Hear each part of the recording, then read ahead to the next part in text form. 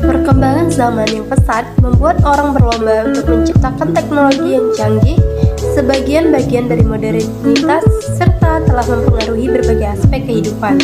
Kemudahan mengakses internet menjadi semakin mudahnya orang-orang untuk mengetahui perkembangan dunia. Dengan teknologi yang canggih seperti smartphone dan jaringan internet, menjadi makanan sehari-hari orang-orang di era globalisasi sekarang ini. Akses media sosial yang mudah dan hanya perlu menggunakan smartphone saja, kita bisa mengetahui apa yang sedang terjadi di dunia. Akibat dari adanya media sosial ini, secara langsung memunculkan perubahan di dalam masyarakat, perubahan pada kebudayaan, perubahan gaya hidup mereka, dan perubahan-perubahan lainnya.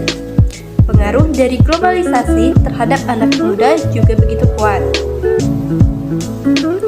Pengaruh globalisasi tersebut telah membuat banyak anak muda kita kehilangan kepribadian diri sebagai bangsa Indonesia. Hanya dalam jangka waktu satu generasi, banyak negara-negara berkembang telah berusaha melaksanakan perubahan kebudayaan. Karena globalisasi menganut kebebasan dan keterbukaan, sehingga banyak remaja yang bertindak sesuka hati dan mencontoh apa yang mereka lihat di sosial media. Tentunya hal ini secara tidak sengaja dapat menyebabkan dampak positif. Tujuan penelitian ini adalah untuk mendeskripsikan bagaimana peran media sosial di era globalisasi sangat berpengaruh dalam perubahan sosial yang terjadi pada beberapa remaja yang ada di kota Surakarta. Perubahan ini mencangkup perubahan pada pola interaksi, aspek bahasa, gaya berpakaian, dan lainnya.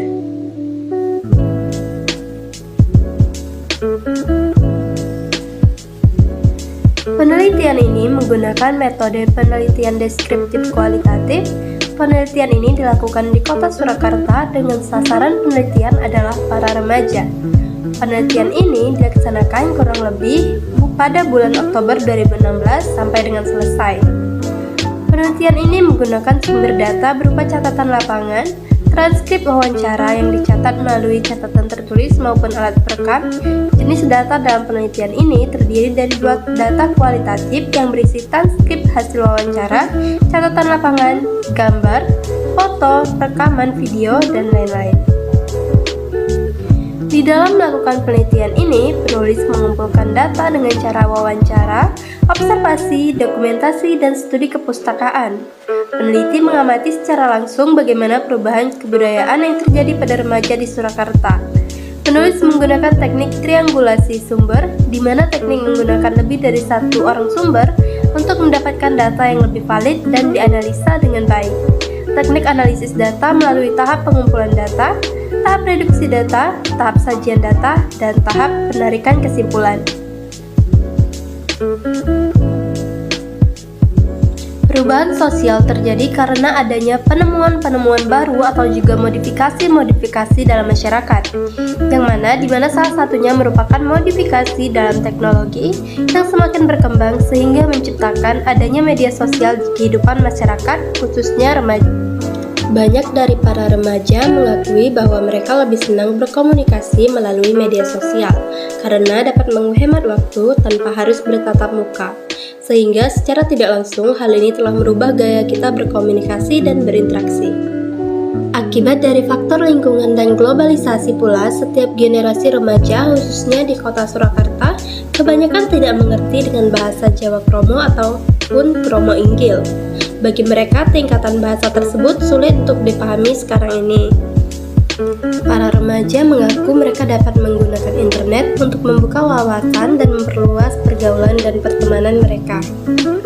Ada beberapa dari remaja ini yang bergaya barat dan mayoritas orang-orang di sana adalah berambut pirang, bahkan berpakaian minim di depan umum dan mengecat rambut mereka seperti gaya punk. Beberapa mengikuti style dari Korea yang banyak digandrungi oleh para remaja sekarang. Diakui para remaja bahwa mereka lebih senang berbelanja melalui online karena barang-barang yang mereka mereka beli terkadang tidak ada dijual di toko maupun pusat perbelanjaan.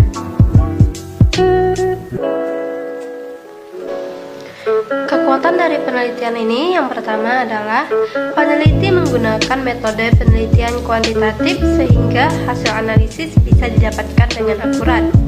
Yang kedua, penulis menulis dengan detail dan sangat jelas mengenai hasil yang diperoleh dari penelitian yang dilakukannya.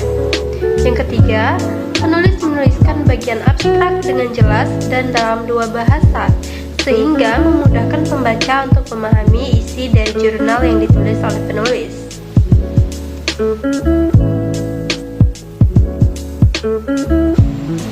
Kelemahan dari penelitian yang dilakukan penulis, yang pertama, terdapat beberapa kesalahan pengetikan yang dilakukan penulis di dalam jurnal.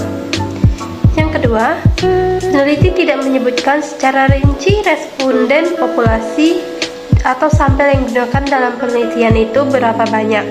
Yang ketiga, peneliti juga tidak menjelaskan bagaimana dia menganalisis data yang telah ia dapatkan.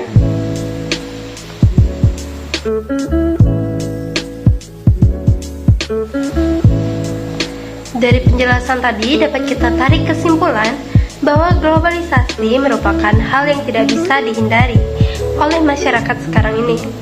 Globalisasi mampu meyakinkan masyarakat Indonesia bahwa liberalisme dapat membawa kemajuan dan kemakmuran. Sekian presentasi saya mengenai review jurnal yang saya buat hari ini. Lebih dan kurang saya mohon maaf. Assalamualaikum warahmatullahi wabarakatuh.